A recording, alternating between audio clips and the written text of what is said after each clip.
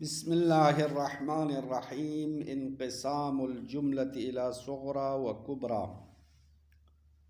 جملے کی بحث جاری ہے تو جملے کی تقسیمات کرتے ہوئے پہلی تقسیم میں جملے کو 3 اقسام بنایا: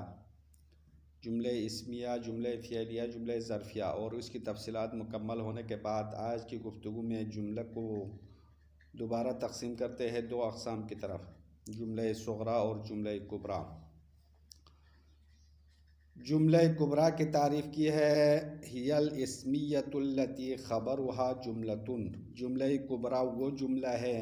جملہ اسمیہ ہے۔ اس تعریف میں اسمیہ ہونے کے قید ہے، بعد میں اشکال کرے گا اس پر۔ تو مشہور نحویین نے تعریف کی ہے: ہی الاسمیۃ التی خبرها جملۃ۔ جملہ کبرا وہ جملہ اسمیہ ہے جس کی خبر خود جملہ ہے، تو اس کو جملہ کبرا کہلاتے ہیں، یعنی یہ بڑا جملہ ہوگا، ایسا جملہ جس کی خبر خود جملہ ہے۔ اس کی 2 مثالیں دی ہے، پیغمبر اکرم کے حدیث اور امیر المومنین کا فرمان۔ یہ 2 مثالیں عبارت میں آنے والی ہے۔ جملہ صغرا کی تعریف کی ہے: ہی المبنیۃ علی المبتدا۔ جملہ صغرا وہ جملہ ہے جس کی بنیاد مبتدا پر رکھی گئی ہے۔ مطلب جملہ کبرا کا جو بعد والا جملہ، یعنی جملہ کبرا کی خبر کو اکیلا دیکھا جائے تو اس کو صغرا کہا جائے گا، کیونکہ جملہ کبرا کی خبر خود جملہ ہے، تو اس جملے کو اگر اکیلا مد نظر رکھیں گے تو اس کو جملہ صغرا کہلاتے ہیں، کیونکہ اس کی بنیاد کسی مبتدا پر رکھی گئی ہے۔ پھر صاحب کتاب نے ایک ایسی مثال دی ہے جس میں ایک جملہ ایک لحاظ سے صغرا بھی کہلا سکتے ہیں، دوسرے اعتبار سے کبرا بھی کہلا سکتے ہیں۔ اس کی مثال یہ ہے: زید ابوہ غلامہ منطلق۔ اس جملے کو آپ 3 لحاظ سے دیکھ سکتے ہیں۔ ایک دفعہ آپ زیدن سے لے کر منطلق تک اول جملے سے آخر تک مد نظر رکھیں گے تو یہ فقط کبرا ہے، کیونکہ اس میں 3 مبتدا ہے: زیدن مبتدا اول، ابوہ مبتدا ثانی، غلامہ مضاف الیہ مبتدا ثالث، منطلق غلامہ کی خبر ہے۔ پھر یہ جملہ ابوہ کے لیے خبر ہے، پھر ابوہ اپنے ابوہ مبتدا خبر مل کر زیدن کے لیے خبر بن جائے گی اور پورا جملہ جملہ کبرا ہوگا۔ دوسری نگاہ یہ ہے کہ آپ فقط آخر والے حصے کو الگ کر کے دیکھیں گے: غلامہ منطلق، غلامہ مضاف الیہ مبتدا، منطلق خبر ہے، فقط اسی ٹکڑے کو ذہن میں رکھو گے تو یہ فقط صغرا ہے، کبرا ہونے کی گنجائش نہیں ہے۔ لیکن ابوہ سے لے کر منطلق تک آپ دیکھ لو گے: ابوہ غلامہ منطلق، یہ والا حصہ زیدن کو فی الحال رکھو، زیدن کی طرف نہ دیکھو، ابوہ غلامہ منطلق کو آپ ذہن میں رکھو گے تو یہ والا ٹکڑا ایک لحاظ سے صغرا کہہ سکتے ہیں، ایک لحاظ سے کبرا کہہ سکتے ہیں۔ صغرا اس لیے کہہ سکتے ہیں کیونکہ ابوہ غلامہ منطلق زیدن مبتدا پر بنیاد رکھی گئی ہے، اس لیے اس پر جملہ صغرا کی تعریف صدق آتی ہے۔ اور اس حصے کو جملہ کبرا بھی آپ کہہ سکتے ہیں جب زید کو نہ دیکھے، یعنی زید کو مد نظر نہ رکھے، ابوہ غلامہ منطلق کہیں گے تو ابوہ مبتدا ہے، غلامہ مبتدا ثانی، منطلق غلامہ کی خبر ہے، تو ابوہ مبتدا کی خبر خود جملہ استعمال ہوا ہے، تو کبرا کی تعریف بھی صدق آتی ہے۔ ہی الاسمیۃ التی خبرها جملۃ والی تعریف اس پر بھی فٹ آتی ہے، اس لیے اس کو جملہ کبرا بھی کہہ سکتے ہیں۔ اسی طرح قرآن کی آیت ہے سورہ کاف آیت نمبر 38۔ اس آیت میں بھی 2 لحاظ سے نظر کر سکتے ہیں اور جملہ صغرا اور جملہ کبرا دونوں ہونے کا احتمال ہے۔ تو وہ آیت یہ ہے کہ لیکن هو اللہ ربی، لیکن میں تو اللہ میرا رب ہے۔ یہ ظاہراً حضرت ابراہیم کا قول نقل ہوا ہے، اور اس آیت میں 3 ترکیبیں کر سکتے ہیں۔ یہ لیکن اصل میں لیکن انا ہے، تو 3 ترکیبوں میں سے ایک ترکیب کے مطابق ہمارے لیے شاید مثال بن جائے گی۔ تو وہ ترکیب یہ ہے کہ انا مبتدا اول ہوا مبتدا ثانی، اللہ مبتدا ثالث، تین مبتدا ہے، ربی مضاف مضاف الیہ اللہ کے لیے خبر ہے، پھر یہ جملہ ہوا کے لیے خبر ہے، پھر مبتدا خبر جملہ انا کے لیے خبر بن جائے گی۔ اس صورت میں ہوا ضمیر شان ہے، ضمیر شان ہے، اللہ ربی جملہ اس کی تفسیر ہے۔ اگر یہ ترکیب کریں گے تو اس صورت میں ہوا اللہ ربی یہ والا حصہ انا کو فی الحال رکھو، ہوا اللہ ربی کو آپ مد نظر رکھیں گے تو جملہ صغریٰ بھی کہہ سکتے ہیں اور اسی کو جملہ کبریٰ بھی آپ کہہ سکتے ہیں۔ جملہ صغریٰ اس لیے کہیں گے کیونکہ یہاں پہ ہوا اللہ ربی انا سے الگ کر کے دیکھا تو یہ جملہ صغریٰ ہو گیا۔ اگر آپ نے انا کے لیے خبر ہونے کی بنیاد پر انا کے اوپر بنیاد رکھا تو یہ جملہ کبریٰ کی تعریف اس پر سے دکھائے گا، جملہ کبریٰ بھی کہہ سکتے ہیں۔ اما اس کی مزید دو ترکیب اور کر سکتے ہیں، اور دو ترکیبوں کے مطابق ہمارے شاید مثال نہیں ہے، یہاں پہ تین مبتدا نہیں ہے۔ وہ دو ترکیب یہ ہے کہ ایک ترکیب یہ ہے لیکن انا مبتدا، ہوا ضمیر ہے اللہ کی طرف لوٹنے والی، اور ہوا کو مبدل منہ اللہ کو بدل قرار دیں گے تو ہوا اور اللہ بدل مبدل منہ ایک چیز بن جائے گی، یعنی یہ دو مبتدا شمار نہیں ہوں گے، تو اس صورت میں ہمارے محل بات سے خارج ہے۔ تیسری ترکیب یہ ہے کہ ہوا ضمیر ہے اللہ کی طرف لوٹنے والی اور ہوا کو مبین قرار دیں گے، اللہ کو عطف بیان بنا دیں گے تو بیان و مبین بھی ایک چیز بن جائے گی، تابع و مطبوع ہے، اس کو الگ مبتدا نہیں بناتے ہیں۔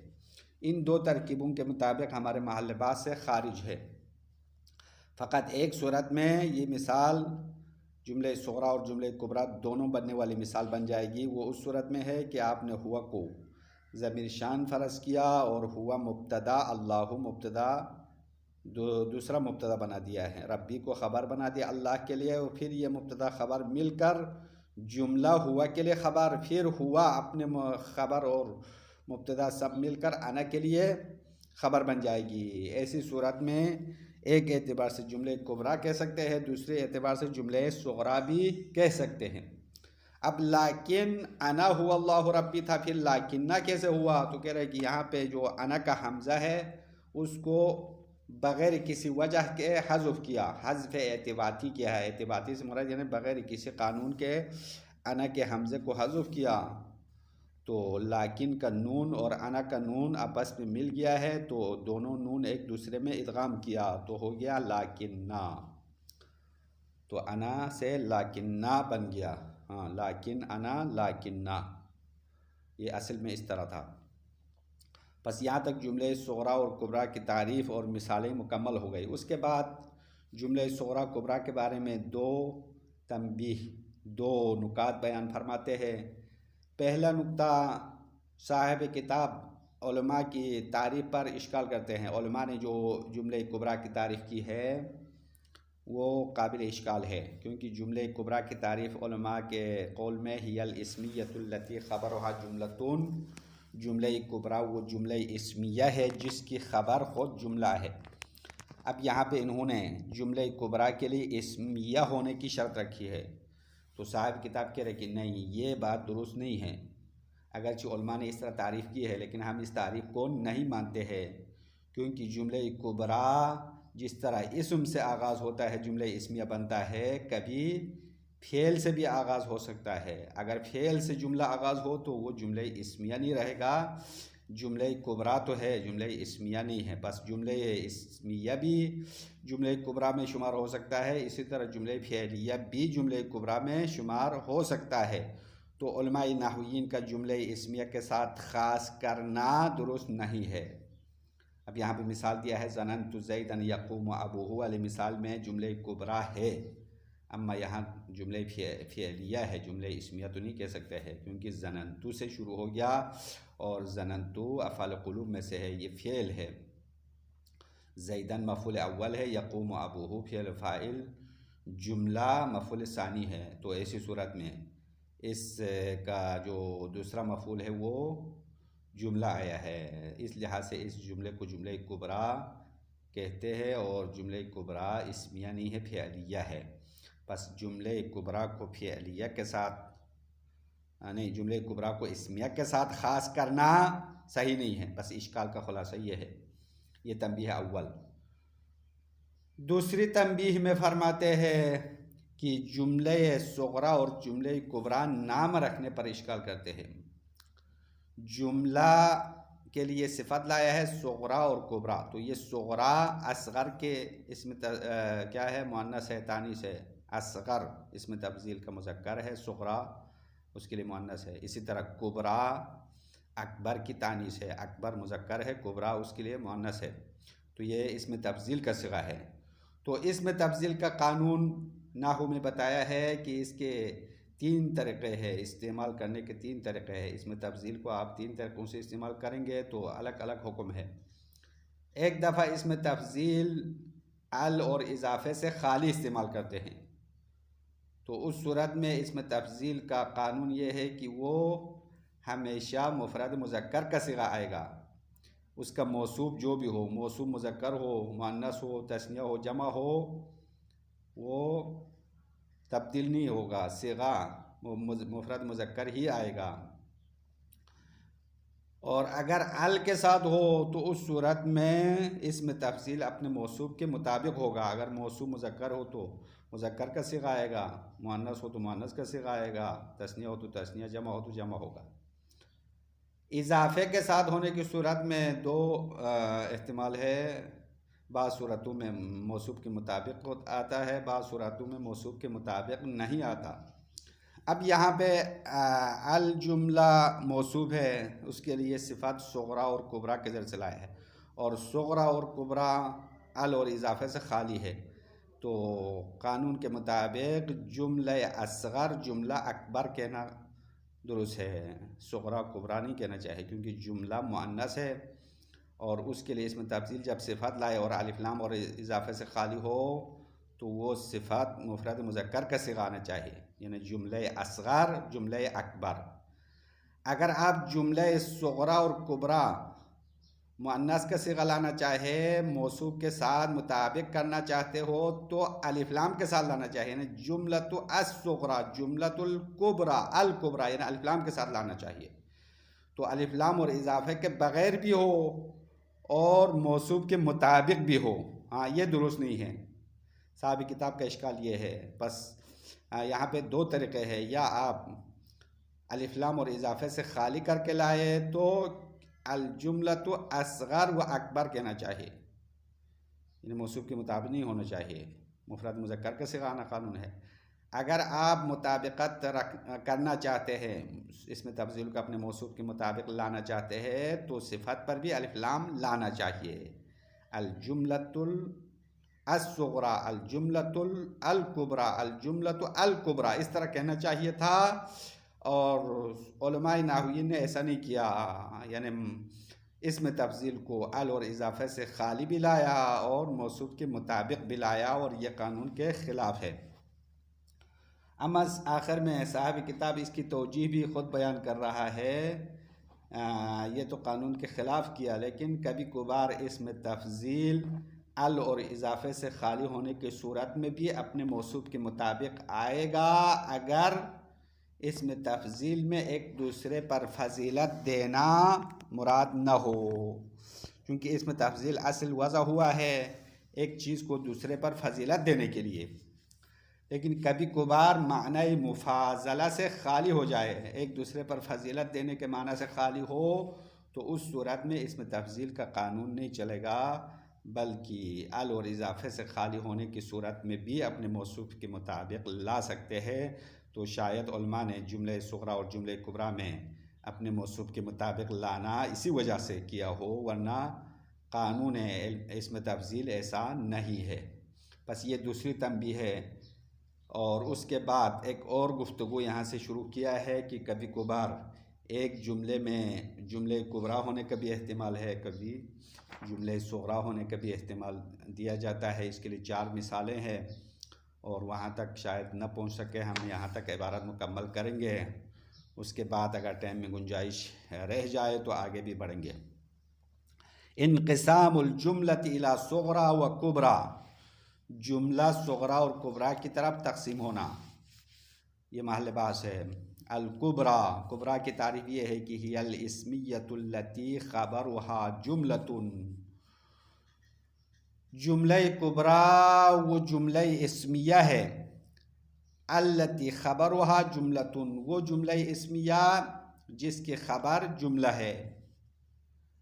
یعنی خبر خود جملہ آیا ہے۔ نحو قول الرسول صلی اللہ علیہ وآلہ وسلم فی علی علیہ السلام، جیسا کہ پیغمبر اکرم نے امام علی علیہ السلام کے بارے میں فرمایا، وَإِنَّهُ لَهُوَ الصِّدِّيقُ الْأَكْبَرُ، بے شک علی علیہ السلام صدیق اکبر ہے، سب سے بڑا سچا ہے۔ اب یہاں پہ انہو لہو الصدیق الاکبر میں انا حرف مشبہ فعل ہے، اور جیسا کہ آپ کو پتہ ہے کہ حروف مشبہ فعل اصل میں مبتدا خبر پر داخل ہونے والا ہے، تو ہو اس میں انا ہے، مبتدا ہے شروع میں، بعد میں اس میں انا بن گیا۔ لہوا یہ لام تاکید ہے، ہوا مبتدا ثانی ہے، الصدیق الاکبر صفت موصوف مل کر ہوا کے لیے خبر ہے۔ یہ جملہ ہوا الصدیق الاکبر، یہ جملہ انا کے خبر ہے، تو جملہ خبر واقع ہو گیا ہے تو جملہ کبریٰ کہلائیں گے۔ دوسری مثال وقول امیر المؤمنین علیہ السلام الدنیا تغر وتزر وتمر، امام دنیا کے بارے میں فرماتے ہیں الدنیا تغر، دنیا دھوکہ دیتی ہے،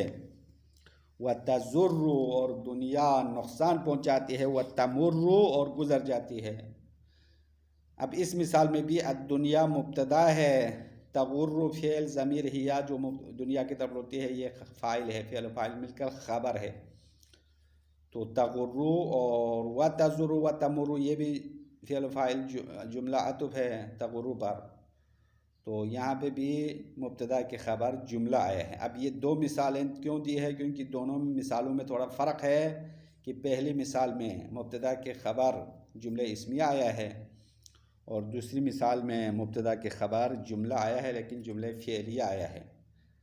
بہرحال خبر خود جملہ ہے، اس وجہ سے پورے جملے کا نام جملہ کبریٰ کہلائیں گے، کیونکہ یہ بڑا جملہ ہے، سائز میں بڑا ہے۔ دوسرا قسم والصغریٰ ہی المبنیۃ علی المبتدا، جملہ صغریٰ وہ جملہ ہے جس کی بنیاد کسی مبتدا پر رکھی گئی ہے، کالجملۃ المخبر بہا فی المثالین۔ اب جملہ صغریٰ کے لیے الگ مثال دینے کی ضرورت نہیں ہے، بلکہ وہی جملہ ہے جس کے ذریعے سے گزشتہ دو مثالوں میں خبر دی گئی ہے۔ گزشتہ دو حدیث میں جو خبر والا جملہ ہے اس کو آپ الگ دیکھیں گے تو اس کو جملہ صغریٰ کہلائیں گے، ہوا الصدیق الاکبر اور تغر وتزر وتمر، یہ الگ سے جملہ صغریٰ ہوگا کیونکہ اس کی بنیاد مبتدا پر رکھی گئی ہے۔ وقد تکون الجملۃ صغریٰ وکبریٰ باعتبارین، صاحب کتاب کہتے ہیں کبھی جملہ صغریٰ و کبریٰ دونوں ہوتے ہیں، دو اعتبار سے، دو لحاظ سے جملے صغریٰ اور کبریٰ دونوں ہوگا، یعنی ایک اعتبار سے صغریٰ کہہ سکتے ہیں، دوسرے اعتبار سے کبریٰ کہہ سکتے ہیں۔ اس کی مثال یہ ہے زید ابوہ غلامہ منطلقون، زید اس کا باپ غلام چلنے والا ہے یا آزاد ہے۔ اب اس میں تین مبتدا ہے، زید مبتدا اول ہے، ابوہ مضاف مضاف الیہ مبتدا ثانی، غلامہ مضاف مضاف الیہ مبتدا ثالث، تیسرا مبتدا منطلقون غلامہ کی خبر ہے، پھر یہ جملہ مل کر ابوہ کے لیے خبر بن جائے گی، پھر ابوہ غلامہ منطلقون پورا جملہ زیدن کے لیے خبر ہے، تو آپ زیدن سے لے کر آخر تک مد نظر رکھو گے تو جملہ کبریٰ ہوگا، فمجموع ھذا الکلام جملۃ کبریٰ لا غیرہ، یہ پورا کلام کا مجموعہ اول سے آخر تک جملہ کبریٰ ہے، لا غیرہ جملہ کبریٰ کے علاوہ اور کچھ نہیں ہے۔ پھر اس جملے کے آخر کو دیکھو گے وغلامہ منطلقون صغریٰ لا غیرہ، اور فقط غلامہ منطلقون کو دیکھ لیں گے تو یہ فقط صغریٰ ہے اور کچھ نہیں ہے، کیوں؟ لأنہا خبر، کیونکہ غلامہ منطلقون ابوہ کے لیے خبر ہے، اور خبر والا جو جملہ ہے وہ فقط صغرا ہے۔ اب یہاں پہ دونوں کے کہاں سے حساب ہوگا؟ تو ابوہ کو غلامہ سے ملا کر آپ دیکھ لیں گے، وہ ابوہ غلامہ منطلقون، اس حصے کو الگ کر کے آپ ذہن میں رکھو گے اور مد نظر رکھو گے تو کبرا، یہ جملہ کبرا ہے بے اعتبار غلامہ منطلقون، غلامہ منطلقون کے اعتبار سے، کیونکہ ابوہ مبتدا اول، غلامہ مبتدا ثانی، منطلقون غلامہ کے لیے خبر بن جائے، تو ابوہ مبتدا کے خبر خود جملہ آیا ہے، تو جملہ کبرا کی تعریف اس پر صدق آتی ہے، ہی الاسمیۃ التی خبرها جملتون، ابوہ غلامہ منطلقون پر فٹ آتی ہے، اس لیے یہ جملہ کبرا ہوگا۔ اور اس جملے کو صغرا بھی کہہ سکتے ہیں، صغرا باعتبار جملۃ الکلام، اور اس جملے کو جملہ صغرا کہنا یا جملہ صغرا قرار دینا بھی درست ہے جملہ کلام کے اعتبار سے، یعنی آپ زید پر بھی بنیاد رکھے، ابوہ غلامہ منطلقون کو الگ نہ دیکھے بلکہ زیدون پر بنیاد رکھے، زید کو بھی مد نظر رکھے تو جملہ صغرا کہہ سکتے ہیں، کیونکہ جملہ صغرا کی تعریف اس پر فٹ آتی ہے۔ بس یہ ایک سادہ مثال دیا، اس کے بعد قرآن کی آیت کو بھی اسی ترکیب کے مطابق جملہ صغرا اور جملہ کبرا دونوں بنا سکتے ہیں، وَمِثْلُهُ لَكِنَّا هُوَ اللَّهُ رَبِّي، اور اسی مثال کی طرح ہے قرآن کی آیت بھی جس میں اللہ نے فرمایا لَكِنَّا أَنَا هُوَ اللَّهُ رَبِّي، لیکن میں وہ اللہ میرا رب ہے۔ تو یہ آیت اصل میں اِذِ الْأَصْلُ لَكِنْ أَنَا هُوَ اللَّهُ رَبِّي تھا، لیکن انا هو اللہ ربی، انا ضمیر متکلم ہے، مبتدا اول ہے، ہوا مبتدا ثانی، اللہ مبتدا ثالث، ربی مضاف الیہ خبر اللہ ہے، پھر اللہ اور ربی دونوں مبتدا خبر مل کر جملہ ہوا کے لیے خبر ہے، پھر ہوا اپنے خبر سے مل کر انا کے لیے خبر ہے۔ فَفِيهَا أَيْضًا ثَلَاثَةُ مُبْتَدَآتٍ، صاحب کتاب کہہ رہے کہ اس مثال میں بھی 3 مبتدآت موجود ہے۔ ایضاً اس لیے کہا کیونکہ پہلے زید ابوہ غلامہ منطلقون والی مثال میں بھی 3 مبتدا موجود ہے، تو اس آیت میں بھی 3 مبتدا ہے، اما یہاں پہ ایک ترکیب کے مطابق 3 مبتدا ہے۔ اذا لم يقدر هو ضمیرا له ولفظ الجلالہ بدل منہ، یعنی اس آیت میں 3 مبتدا تب ہوں گے جب ہوا کو ضمیر اللہ قرار نہ دے، یعنی ہوا اللہ کی طرف لوٹنے والے ضمیر نہ سمجھے، وَلَفْظُ الْجَلَالَةِ بَدَلُ مِنْهُ، اور لفظ جلالہ کو اس ضمیر کے لیے بدل فرض نہ کرے، اذا لم يقدر، فرض نہ کرے، قدر یقدر میں نے فرض کرنے کے معنی، اگر ضمیر ہوا کو اللہ کے لیے فرض نہ کرے اور لفظ جلالہ کو اس کے لیے بدل فرض نہ کرے تو 3 مبتدا ہوگا۔ اما اللہ کے لیے ہوا کے لیے اللہ کو بدل بنائیں گے تو 2 مبتدا ہے، کیونکہ بدل و مبدل الگ شمار نہیں ہوتے ہیں، بدل و مبدل مل کر ایک چیز بن جائے گی۔ او عطف بیان علیہ، یہ دوسری ترکیب ہے، اس ترکیب کے مطابق ہوا کو اللہ کی طرف لوٹنے والی ضمیر حساب کرے اور لفظ جلالہ کو اللہ کو ہوا کے لیے عطف بیان بنا دے تو بھی 3 مبتدا نہیں ہوں گے، یعنی اگر آپ عطف بیان فرض نہ کرو گے، عطف بیان نہیں بناؤ گے تو 3 مبتدا ہوگا۔ یہ سارے شرط ہے، 3 مبتدا ہونے کے لیے 2 شرط رکھا، ایک شرط یہ ہے کہ لفظ جلالہ کو ضمیر ہوا کے لیے بدل نہیں بناؤ گے، اور دوسری صورت یہ ہے کہ لفظ جلالہ کو ضمیر کے لیے عطف بیان نہیں بناؤ گے، تو اس صورت میں 3 مبتدا ہے۔ تو لفظ جلالہ کے لیے ضمیر ہوا ضمیر شان قرار دیں گے، یعنی کما جزم بھی ابن الحاجب، جس طرح ابن حاجب نے اس بات پر عقیدہ رکھا ہے یا پکا فتویٰ دیا ہے، جزمہ یعنی پکا یقین رکھا ہے، یعنی مطلب ضمیر کو بدل اور عطف بیان بنانے پر اس میں ابن حاجب نے فتویٰ دیا۔ تو صاحب کتاب کہہ رہے کہ اگر ہم ابن حاجب کے نظریے کے مطابق ترکیب کریں گے تو ہمارے محل لباس سے خارج ہے، یہاں 3 مبتدا شمار نہیں ہوں گے، کیونکہ بدل اور عطف بیان اپنے مبدل منہ اور مبین سے مل کر شیء واحد ہے، کیونکہ یہ توابع میں سے ہے، تابع اور مطبوع مل کر ایک چیز بن جائے گی۔ تو کیا کرے؟ عطف بیان نہ بنائے، بدل نہ بنائے، تو لفظ جلالہ کو ضمیر کے لیے کیا قرار دیں گے؟ تو کہہ رہے کہ بل قدر ضمیر الشان، بلکہ ہوا کو ضمیر شان فرض کرے اور اللہ کو مبتدا بنانا ہے، لفظ جلالہ کو الگ مبتدا بنانا ہے اور ربی کو اللہ کے لیے خبر بنائیں گے۔ پھر یہ جملہ ضمیر شان کی تفسیر شمار ہوگا، کیونکہ ضمیر شان کی تفسیر جملہ آتا ہے۔ ہوا ظاہر، صاحب کتاب کہہ رہے کہ یہ ترکیب ظاہر ہے، یعنی ضمیر کو ضمیر شان قرار دینا ظاہر ہے۔ پھر انا میں حمزہ کو کیوں حذف کیا؟ ثم حذفت حمزۃ انا حذفا اعتباطیا، پھر انا کے حمزے کو حذف کیا، کیسا حذف کیا؟ حذف اعتباطی کیا۔ حذف اعتباطی نے بغیر کسی وجہ کے یا بغیر قانون صرف کے قانون کے بغیر انداد حذف کرنا حذف اعتباطی کہلاتے ہیں۔ تو حمزے کو بغیر کسی قانون کے حذف کیا تو دونوں نون ایک دوسرے میں ادغام ہو گیا، تو لکنہ هو اللہ ربی ہو گیا ہے۔ بس جملہ صغریٰ اور کبریٰ کی تعریف اور مثالیں یہاں تک مکمل ہو گئی۔ پھر جملہ صغریٰ اور کبریٰ کے نام رکھنے پر اشکالات ہے اور 2 نکات ہے جو صاحب کتاب نے علماء نحویین پر اشکال کیا ہے۔ تنبیہان، الاول ما فسرت به الجملۃ الکبریٰ هو مقتضی کلامہم، پہلی تنبیہ یہ ہے کہ جو جملہ کبریٰ کی تفسیر کی گئی ہے ہوا مقتضی کلامہم، وہ نحویین کے کلام کے تقاضا کے مطابق ہے، یعنی نحویین نے ایسی تعریف کی ہے اس لیے ہم نے بھی ایسی تعریف کی ہے، ورنہ ہماری نظر میں یہ تعریف درست نہیں ہے۔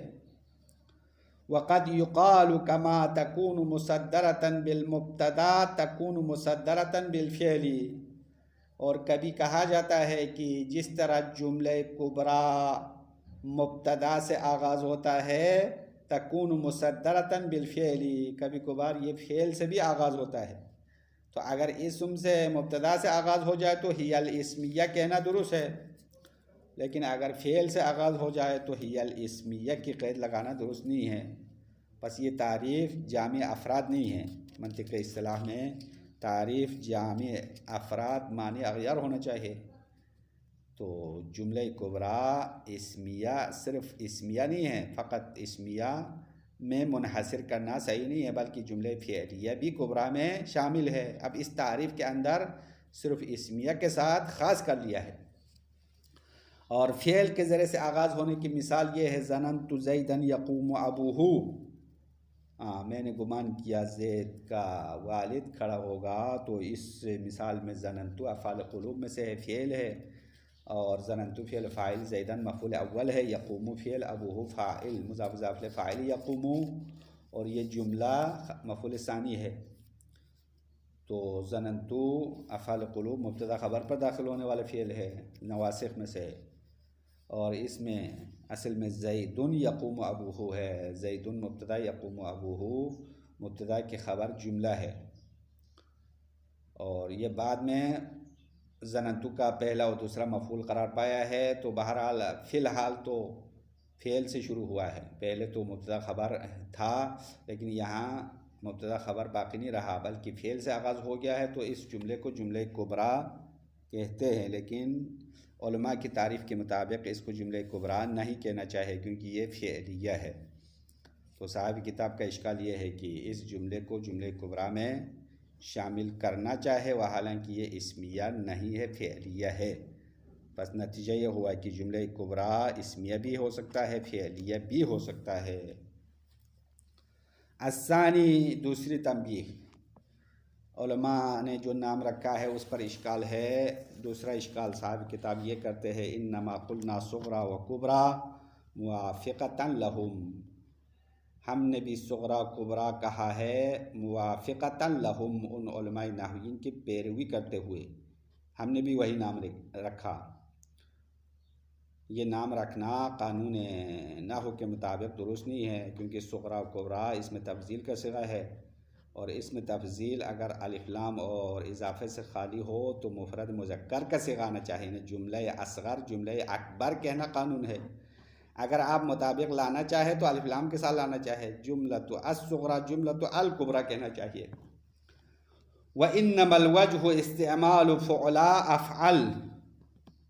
بِأَلْ أَوْ بِالْإِضَافَةِ۔ وَإِنَّمَا الْوَجْهُ بے شک صحیح طریقہ، وجہ یعنی بہتر طریقہ، استعمال فعلا افعل، فعلا کو افعل استعمال کرنا چاہیے، یعنی جملے اصغر جملے اکبر کہنا چاہیے، فعلا کے وزن پر نہیں لانا چاہے صغرا و کبرا۔ بِأَلْ أَوْ بِالْإِضَافَةِ، یعنی اگر آپ فعلا ہی لانا چاہے تو ال کے ساتھ لانا چاہے یا اضافے کے ساتھ ہو، اگر ال اور اضافے کے ساتھ ہو تو اپنے موصوف کے مطابق بھی ہوگا، لیکن یہاں تو ال اور اضافہ دونوں سے خالی کیا ہے، پھر بھی صغرا کبرا کہا، یہ درست نہیں ہے، بلکہ جملے اصغر جملے اکبر کہنا پڑے گا۔ ولیکن یہاں سے صاحب کتاب علماء نے جو نام رکھا ہے اس کی توجیہ بیان کرتے ہیں۔ علماء نے 100% غلط تو نہیں کہا، کبھی کبھار اسم تفضیل معنی مفاضلہ سے خالی ہو جائے گا، ایک دوسرے پر فضیلت دینے کے معنی مراد نہ ہو تو ال اور اضافہ سے خالی ہونے کی صورت میں بھی موصوف کے مطابق آ سکتا ہے۔ لیکن ربما استعمل فعل التفضیل، کبھی کبھار اسم تفضیل کو استعمال کیا جاتا ہے الذی لم یرد بہ المفاضلہ، وہ اسم تفضیل جس میں مفاضلہ مراد نہیں ہے، اس کو کیسے استعمال کرتے ہیں؟ مطابقاً، یعنی اپنے موصوف کے مطابق استعمال کیا جاتا ہے، مع کونہ مجردان، ساتھ اس کے کہ وہ ال اور اضافے سے خالی ہے۔ تو شاید علماء نے یہاں پہ جملے صغرا جملے کبرا کہا ہے اسی مناسبت سے کہا ہے، معنی مفاضلہ ایک دوسرے پر فضیلت دینے کے معنی سے خالی کیا، پھر اپنے موصوف کے مطابق لایا ہے، تو اس توجیہ کے مطابق نام رکھنا درست ہوگا۔ وصلی اللہ علی محمد۔